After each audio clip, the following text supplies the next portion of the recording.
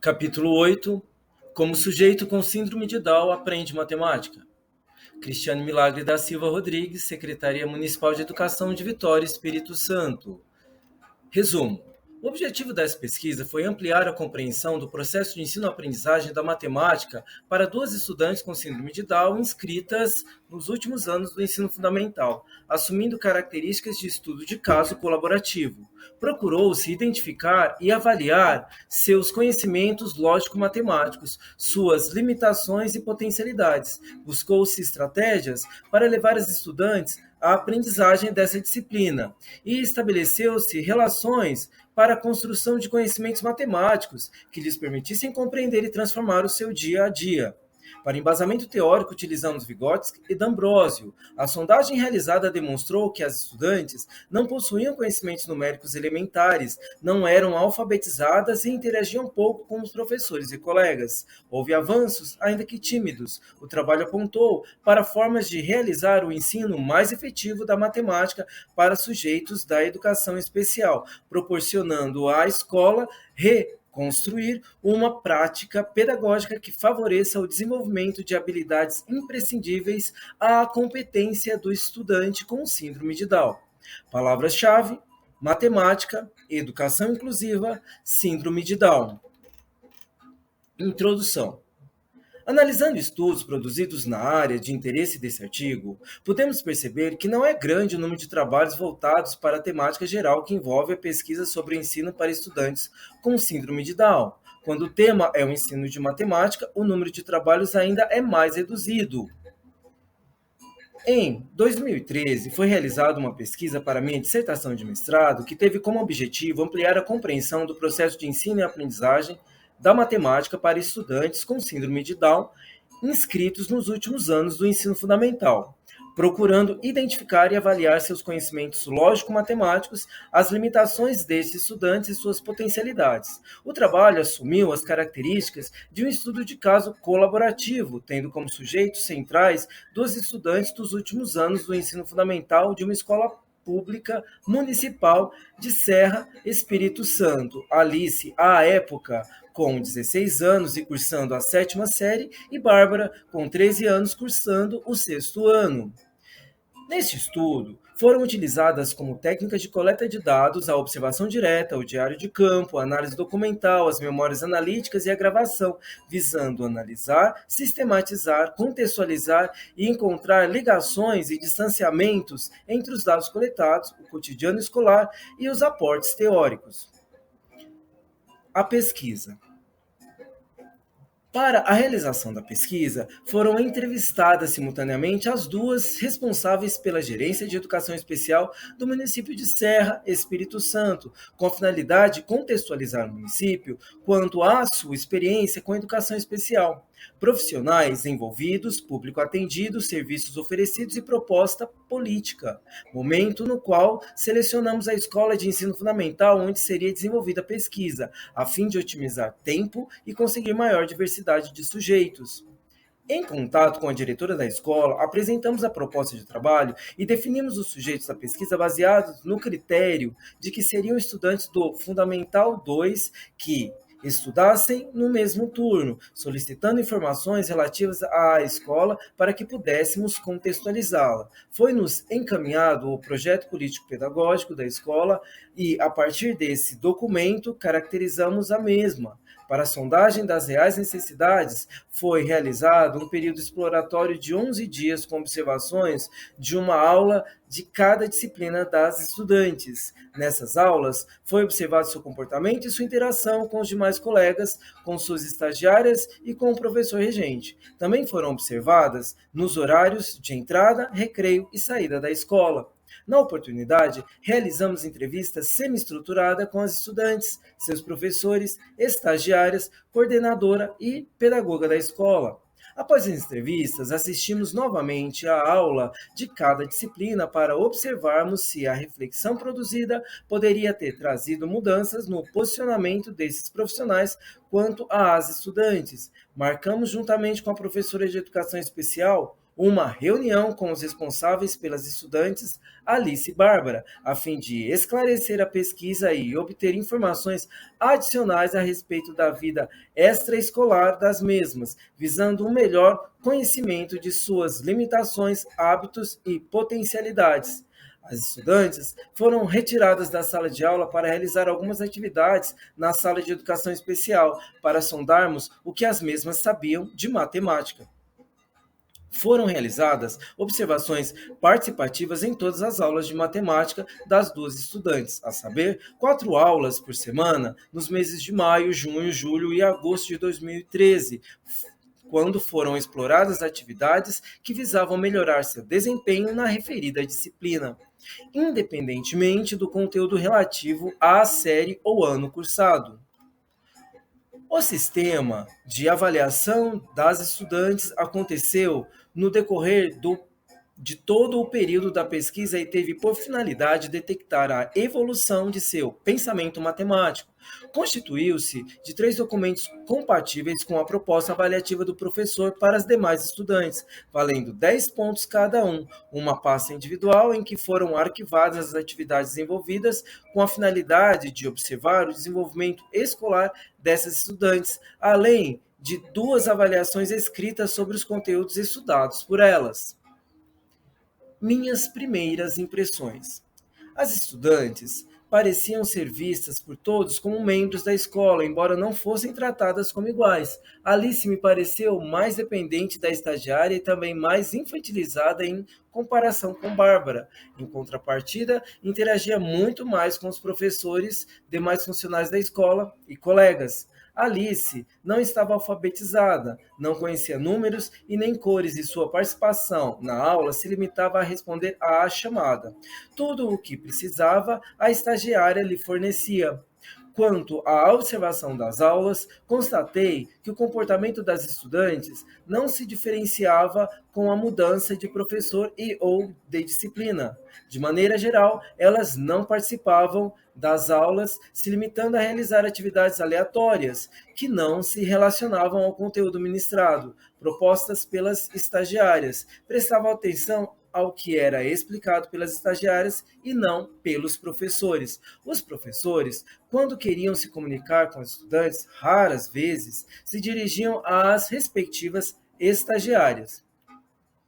Já com relação aos colegas de sala de aula, tanto Alice quanto Bárbara eram recebidas de forma carinhosa. Dentro da sala de aula, havia pouca interação entre as estudantes, sujeitos da pesquisa e os outros estudantes, visto que estes precisavam prestar atenção à aula e cumprir com suas atividades. Porém, quando as estagiárias faltavam, sempre havia alguma colega que se prontificava voluntariamente a se sentar ao lado delas e ajudar no que fosse preciso. Os colegas as viam e lidavam com elas como se não estivessem no mesmo nível cognitivo deles, realizando atividades análogas às que observavam que eram feitas pelos profissionais da escola.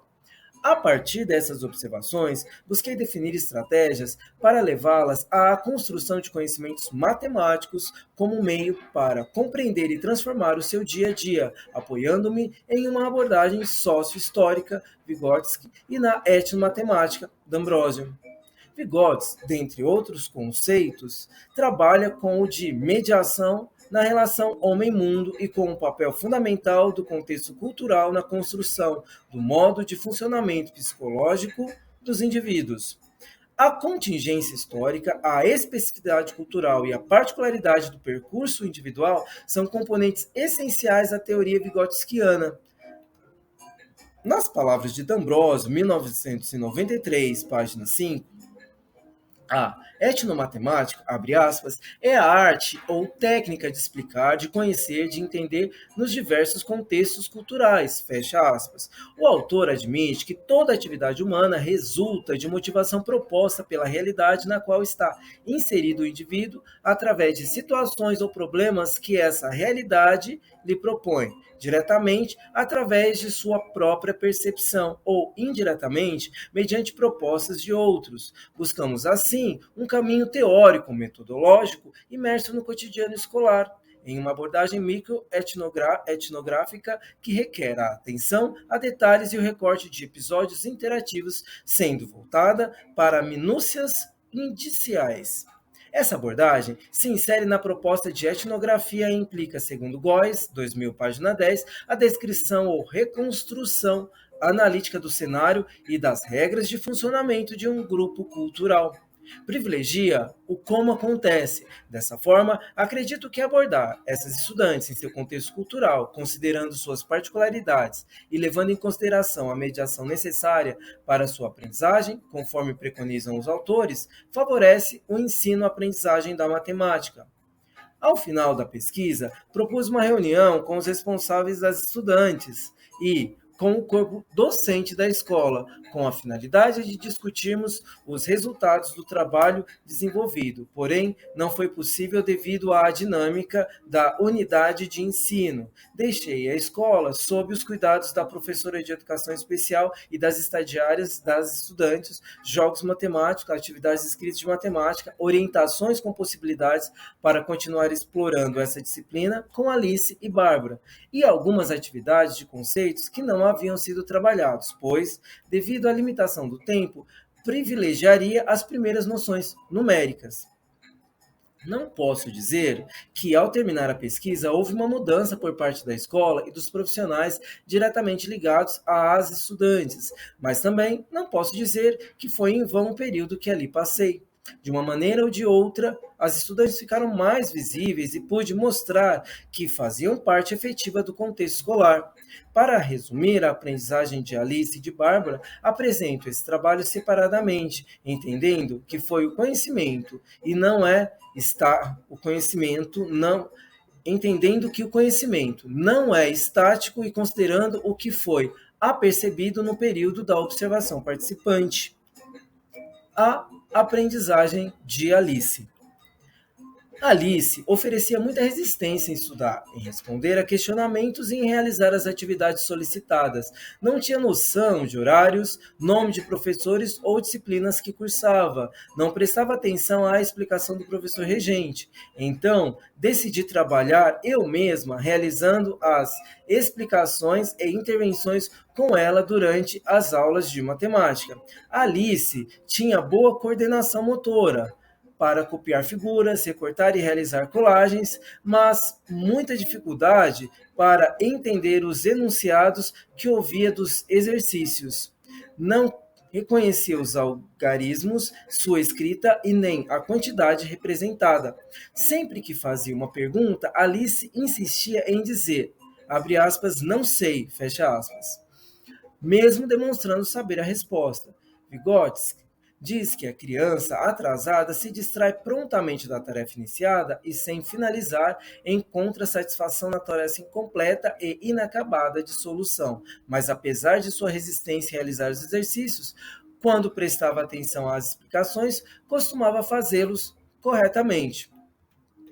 Ao retornar à escola, depois de 1, 2 e 3 meses respectivamente do término do período de observação, a estudante não apresentava nenhuma mudança quanto a seus comportamentos e ou novas aprendizagens. Pode parecer que não aprendeu nada, mas pude perceber muitos avanços. Sua aprendizagem não se enquadrava em nossos padrões ou no que seria esperado para uma estudante de 7ª série. Mas o tempo que passei a seu lado me fez perceber como somos impotentes e despreparados e quanto o aprender vai além de decodificar símbolos. O professor está, muitas vezes, esperando uma mágica que possa, abre aspas, fazer, fecha aspas, com que o estudante aprenda, e, em particular, o estudante com deficiência. Mas isso não existe. Nem tudo funciona, e o que funciona nem sempre funciona do mesmo jeito. Absolutamente não se trata de redescobrir teorias, não se trata de refazer teorias. Simplesmente se trata de utilizar adequadamente as teorias matemáticas já existentes para a solução de problemas de base em nosso desenvolvimento. Não podemos esquecer de que, segundo Vygotsky, a circunstância decisiva que nos é apresentada quando falamos de educação das crianças com deficiência intelectual não é a importância quantitativa, mas a avaliação qualitativa do significado do progresso em seu desenvolvimento, que são causadas por influência de uma educação especialmente organizada. Essa avaliação qualitativa satisfaz todos os problemas, a meu ver, é a única que poderá responder a nossas perguntas. Alice me mostrou que, independente de sua deficiência, tinha suas preferências e era capaz de discernir quando alguma coisa lhe interessava, usando muitas vezes sua deficiência para alcançar vantagens. Quanto à vida diária, pude perceber que tinha muitos casos para contar. Convivia com muitas pessoas que acrescentavam a cada dia informações e conhecimentos que usava para manter seus diálogos e relacionamentos. Era uma estudante rebelde, indisciplinada e que não via que a escola poderia lhe proporcionar oportunidades para ter uma vida melhor, mais independente.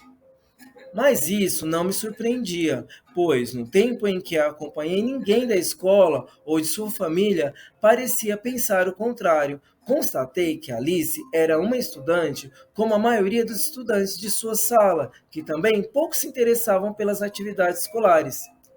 Efetivamente, sua aprendizagem poderia ser potencializada se sua família entendesse a importância da escola enquanto local de aprendizagem e se esforçasse para que pudesse frequentar os serviços de apoio pedagógico oferecidos na sala de recursos. Se a escola se colocasse como instituição de ensino e não apenas como meio de inserção social, se os professores vissem Alice como estudante e não como deficiente. Alice tem muito a aprender e, independentemente de sua resistência, ela poderá ser alguém se dispuser a ensinar e despertar na mesma esse desejo. A aprendizagem de Bárbara. Bárbara estava sempre atenta ao que ocorria em sala de aula. Parava para prestar atenção na hora que o professor estava fazendo chamada ou chamando os estudantes para olhar os cadernos. Este não levava em conta sua presença e isto para ela parecia ser decepcionante. Pedi que prestasse atenção à explicação do professor, mas percebi que não conseguia acompanhá-la. Após 1, 2 e 3 meses em que estive afastada da escola, acompanhei a cada mês uma aula de matemática de Bárbara, onde pude perceber que seus conhecimentos matemáticos haviam se ampliado em algumas questões, porém em outros aspectos percebi que a falta de atividades fizera com que Bárbara perdesse o que antes já havia alcançado.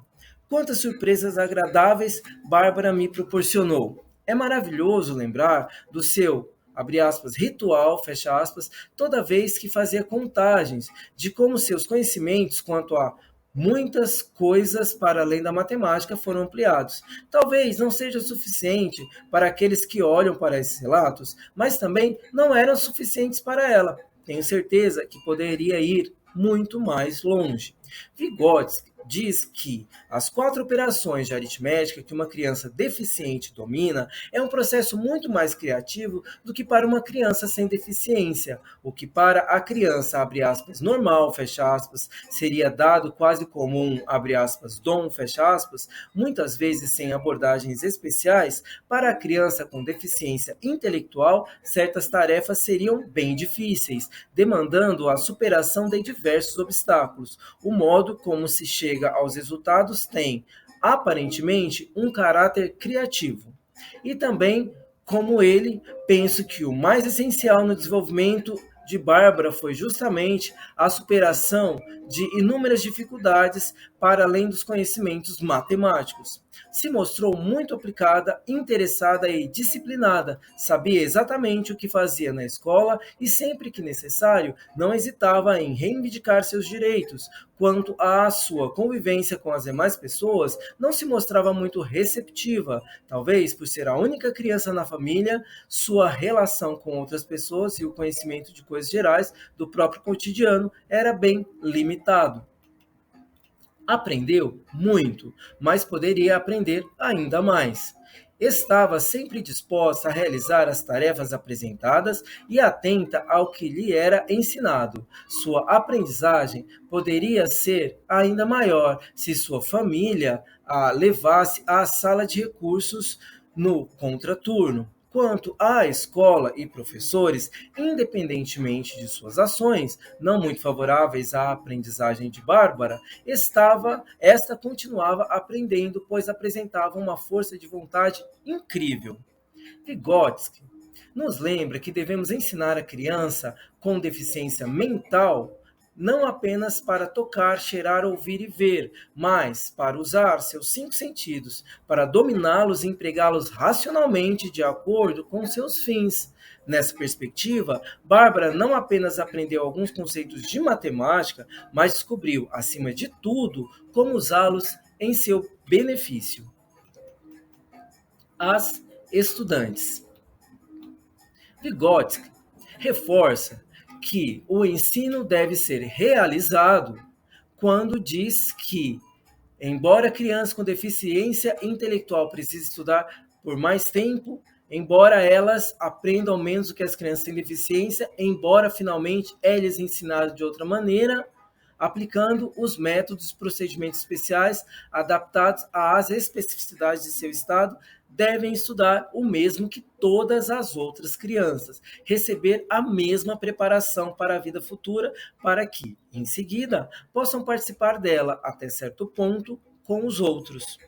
Sabemos que para que os objetivos específicos relacionados ao ensino sejam cumpridos, abre aspas, é necessário que professores do ensino comum e da educação especial se envolvam, compartilhando um trabalho colaborativo e interdisciplinar de modo a consolidar a articulação entre os mesmos, fecha aspas. Milanese, 2012, página 38.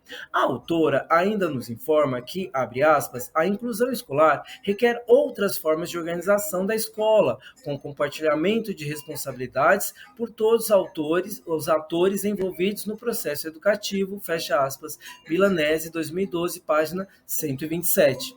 Então, o que falta para que as marcas da diferença de Alice e Bárbara não as impossibilitem de assumir a própria identidade de estudantes?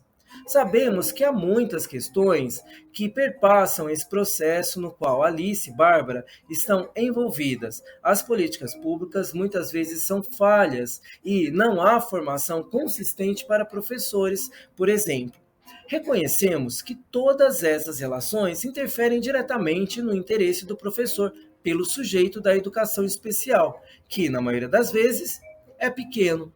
Para saber se aprenderam matemática, basta observar o que elas sabiam antes que as observações colaborativas começassem. Então, baseadas nas observações realizadas, elas aprenderam matemática. Porém, toda aprendizagem é um processo criativo em que cada um aprende de uma maneira e cada uma aprendeu à sua maneira. Conforme nos afirma Almeida, 2010, página 207, abre aspas, em alguns momentos o pesquisador precisa mais do que falar, fazer, para mostrar que é possível, fecha aspas. E depois desse, abre aspas, fazer, fecha aspas, o que podemos deixar de contribuição a partir da experiência que tivemos ao ensinar matemática para essas estudantes com síndrome de Down, é que a escolarização de pessoas com deficiência intelectual pode ser atrasada, mas não patológica, apesar de a deficiência intelectual requerer maior adaptação do currículo e de metodologias. O que sabemos sobre o ensino para crianças sem deficiência nos ajuda a ensinar as demais e vice-versa.